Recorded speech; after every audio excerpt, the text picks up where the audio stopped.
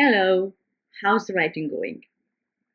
So I'm back with another question, and this question hit deep because after so many years of writing, this question still bothers me, and I'm still bothered about the fact why is it not any easier now?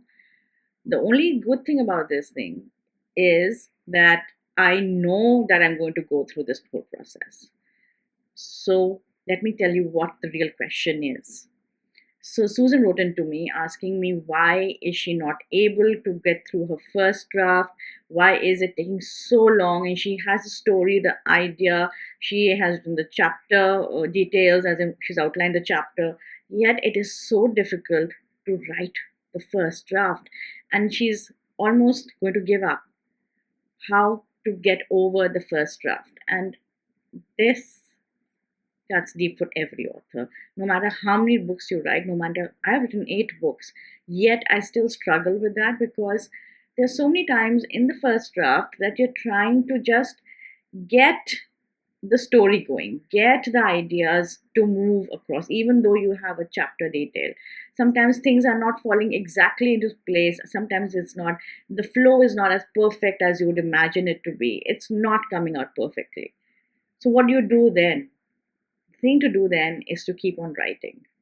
And I think Anne Lamont said it beautifully when she said it and she called it out as a shitty first draft. So this is an SFD. Tell yourself, I'm doing the SFD this time.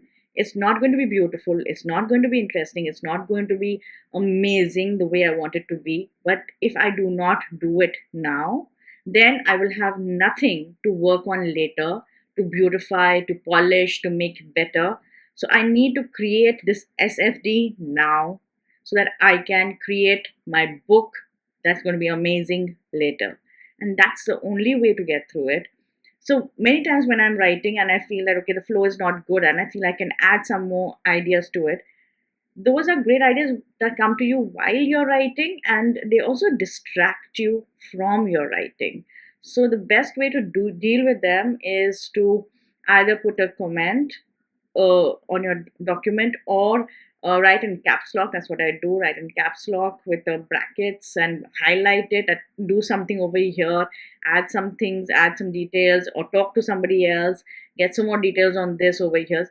And still, I keep on writing the next para and the para after that, so that my chapter gets done. I move on to the next chapter. My whole attempt in a first draft time is to get the first look of the book through.